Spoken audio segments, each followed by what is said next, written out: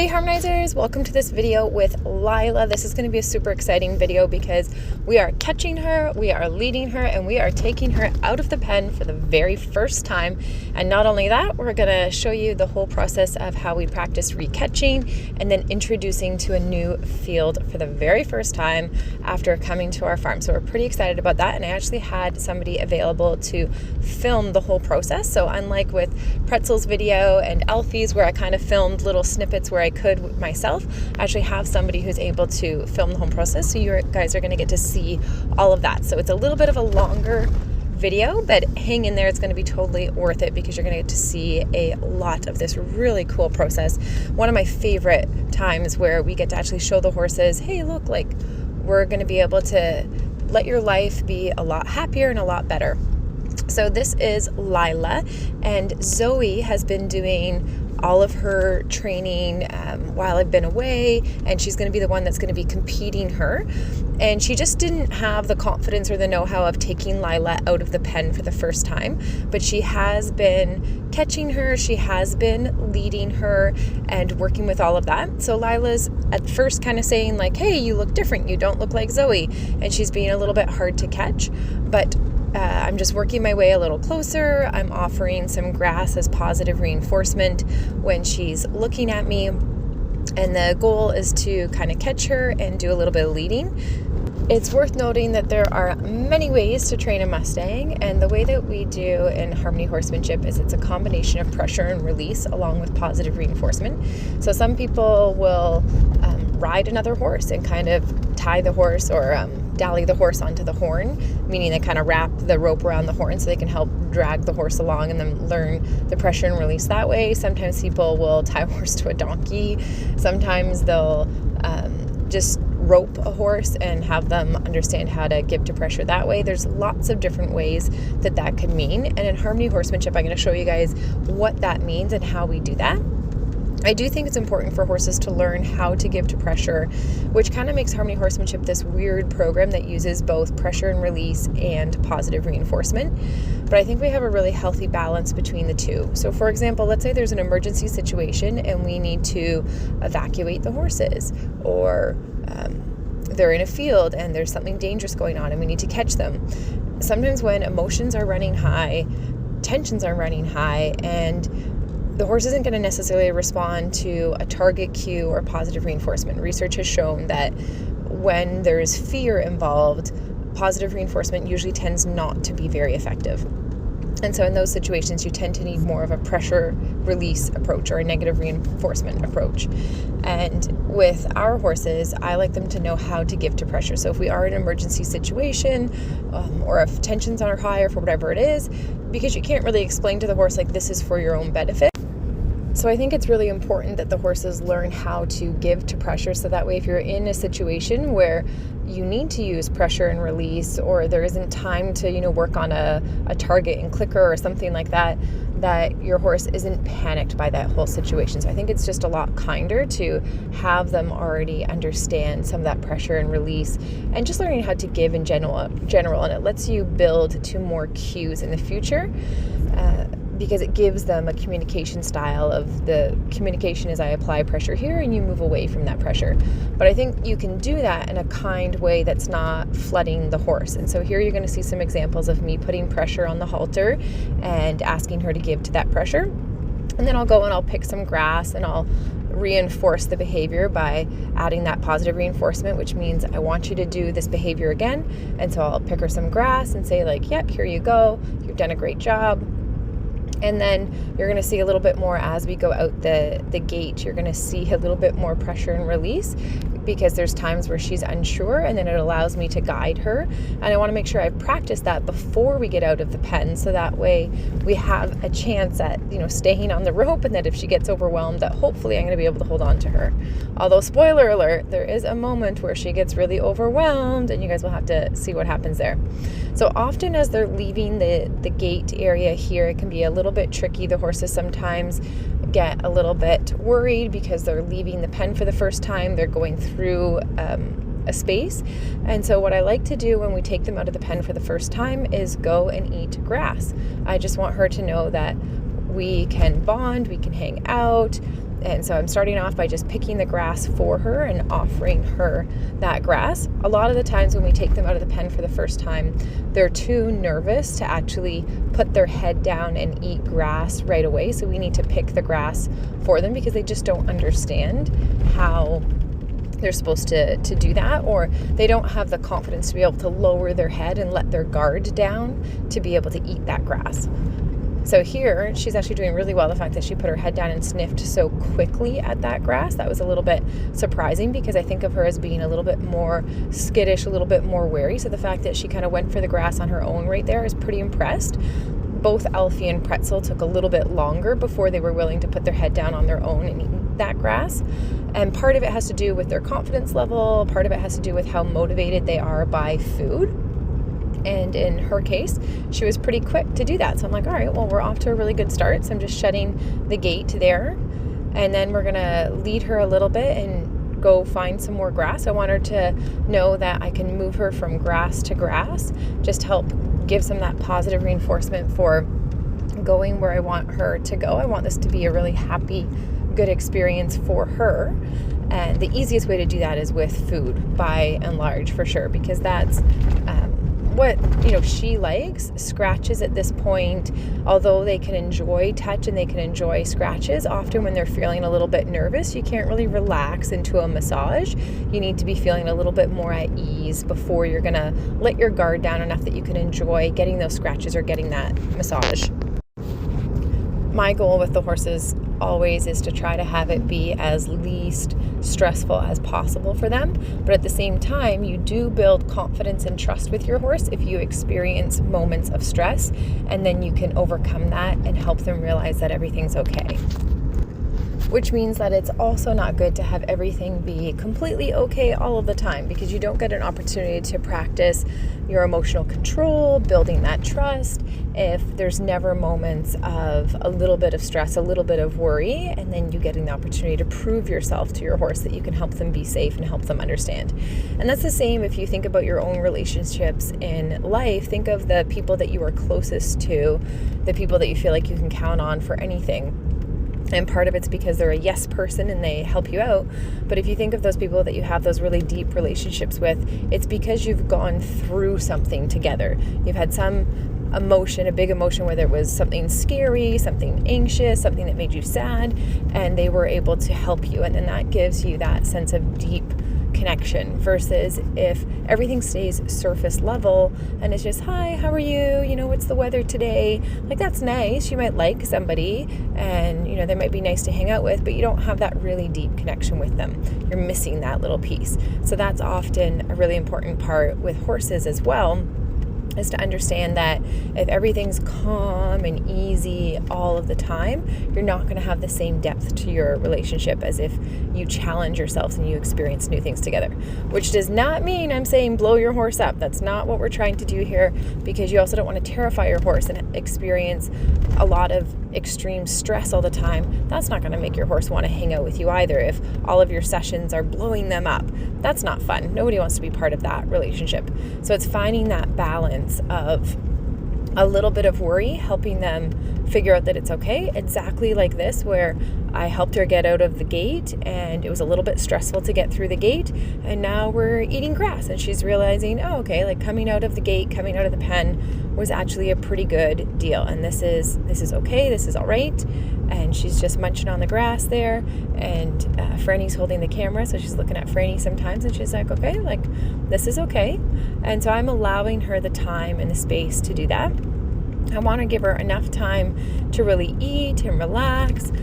When she's eating like this, it means that her head is low, below her wither, so that helps her come off of adrenaline as well. And then she's also chewing because she's eating, which really helps the horse be more relaxed as well. So eating grass is such a fantastic thing for a horse to do to help make sure that they're staying relaxed, because to do it, they have to be relaxed. They can't put their head down and be super stressed at the same time.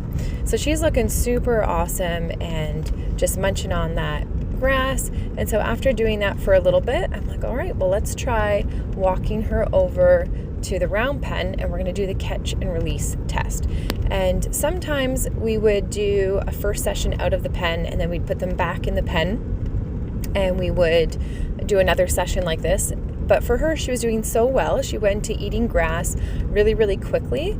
And then there's the other perk of she was pretty easy to catch. And if we can get her moved out of the pen, then it means we can rotate the Mustangs a little bit more and have more space in the Mustang pen, give the horses a little bit more space. Because when we divide them up for training in the Mustang pen, they all have a little bit less space. And so getting her out will be really just good all around for everybody. And for her too. She wants to get out with the other horses and be a horse again, not be individual. We try to, we put them individually just because it makes training a lot easier, but we really try to get them back out into a herd environment as soon as possible because it's just happier and healthier for everybody. So here's an even tighter squeeze going into the round pen. So again, she's like, I don't know, this is really terrifying. And so she does end up getting overwhelmed and running away. And usually when they run away, if something like that happens, they just end up going back over to where their buddies were, like where they were before, which is exactly what she did. When these situations happen, it's so important to not get mad or emotional. I got to make sure I go over there with really calm energy to recatch her and bring her back around. If I go over there angry that she pulled away, she's going to feel that anger in me and she's not going to know if it's directed at her and she's going to want to run away again. So I just want to go over calmly and be like, hey, like that was really scary. That sucks. Let's just go and face it together again. So I just go over with really calm energy and I'm going to pick up the rope. When we take the Mustangs out of the pen for the first time, as well as when we do their first leading, we use really long lead ropes, 22-foot ropes, because then we don't have to get as close to the horse to be able to pick up the rope again. So if they are a little bit worried, like there, she wasn't really sure, should I stay or should I go? I just pick up the rope and then I go over and I'm like, hey, like, how are you? Let's give you some grass. Let's pet you. Like, everything's okay. It's not the end of the world. And then she's learning that it's okay to make mistakes. It's not that I want to reward her for running away. I just want her to know that it's okay if you get scared. I'm not going to get mad at you, because otherwise what can happen is a horse can start to get scared or worried, and then they extra freak out because they're not sure how you're going to react to them. And then they start getting all upset and running away from you, and then you're just compounding the issue of them just becoming really emotional. So it's always best to just come with a cool head, go back to what it was you were doing and try to show the horse that it really is okay. And here you can see, even though Franny's filming went a little bit wild there for a second, I wanted to just kind of leave the footage all intact so you could just see how calmly I get her back and we literally go right back to the thing that we were doing. So I want to come with that attitude of, hey, like, you got scared. Let me show you that it's okay. I believe you can do it. I really think that this task is reasonable and I know that it's safe and I know you're not going to get hurt. And I'm trying to do things to make it a little bit easier for her. Like, I've gone further ahead from her, which can help make the Mustang feel less claustrophobic because you're giving them a little bit more space.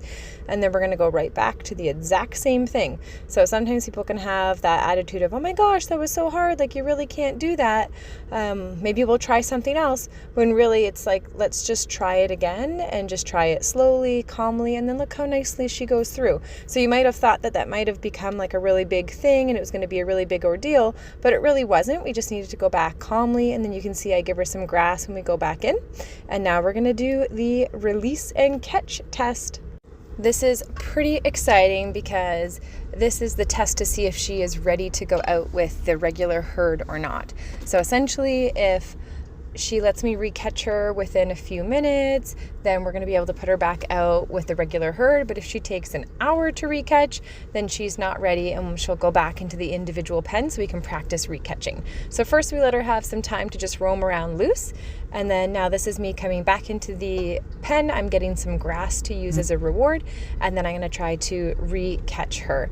And we really want to be able to get the horses out into the regular herds as soon as possible, but not to the detriment of the training, because the sooner we can get a lot of the training basics done, the sooner the horses can receive better care. For example, Lila hasn't had her feet done yet, and we want to be able to trim her feet. We want to be able to deworm her. We want to be able to treat her for any cuts or things that she has. So it's so important that we get a lot of these ground basics done. It's okay if the riding training and that kind of stuff takes a little bit longer, but we really want to get these basics done, and that's easier to teach the horse when they're on individual turnout or individual space rather than being around other horses.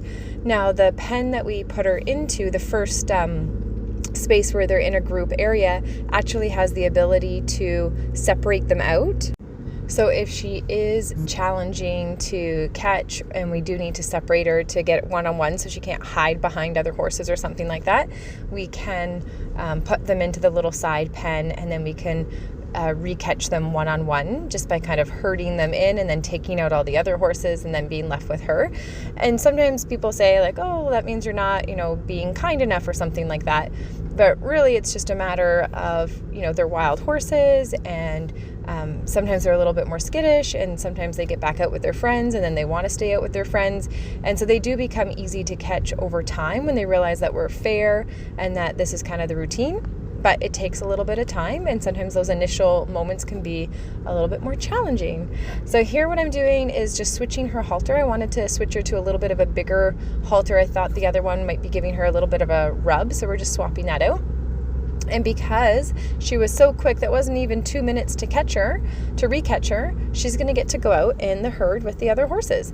And we've just swapped this halter here using the double halter technique, where you put the other halter over top and then slide the other one out underneath. And that just makes it an easier process to be able to swap that out.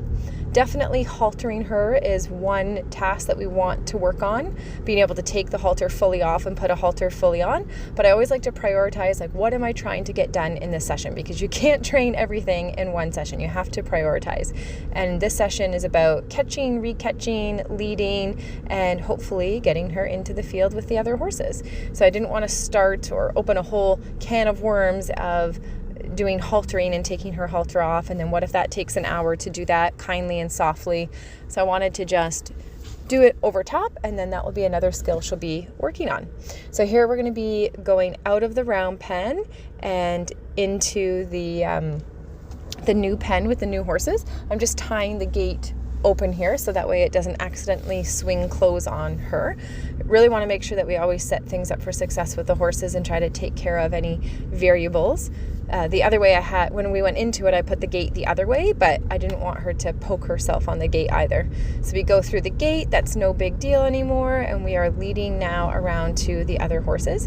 And so Franny's filming, and she's going to stand back a little bit so that way we're not overwhelming her walking by people that are too close. Those will all be skills that she'll be working on in the weeks to come. And we're going to go into the field with the new horses. So these horses, she was able to sniff noses before, so she does know them. She was with them when she was in Pennsylvania when we picked them up, and when they were first arrived and everything. So it's not that she hasn't seen these horses before. These are the Mustangs. And what will be great is now that she's in here is she will get to start to learn about grain and food, because we'll do the same thing that we did with Pretzel, where we let her have a feed tub on the ground and she gets to see the other horses eat food. And so you can see this went really, really relaxed here. So I just let her loose and I'm just walking away, and she's going out and around. And I just wanted to make sure that I calmly walked away, that I didn't run away or abandon her at the gate, because I didn't want her to get stuck at the gate trying to follow me back out. So I wanted to make sure she knew she was loose.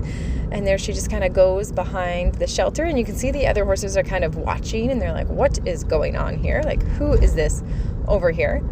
And this is kind of interesting. Pretzel is the one that ends up asserting herself as the dominant one, as the leader or the boss, so to speak.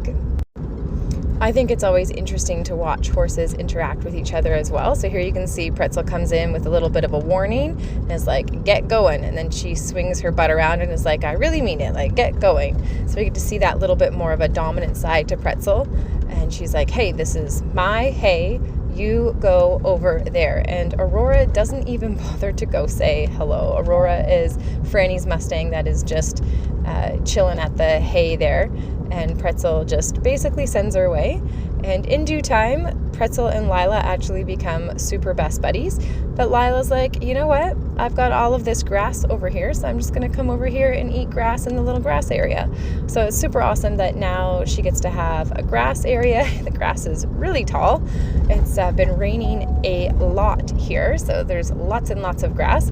And she's just really happy to be out. And usually it takes a couple weeks for the horses to really settle and become friends and kind of reestablish all their herd dynamics. But her and Pretzel become best best buddies and end up getting along really well. So that's Miss Lila. I hope you guys enjoyed that update and seeing the full process. Remember to subscribe and check out harmonyhorsemanship.com for even more learning.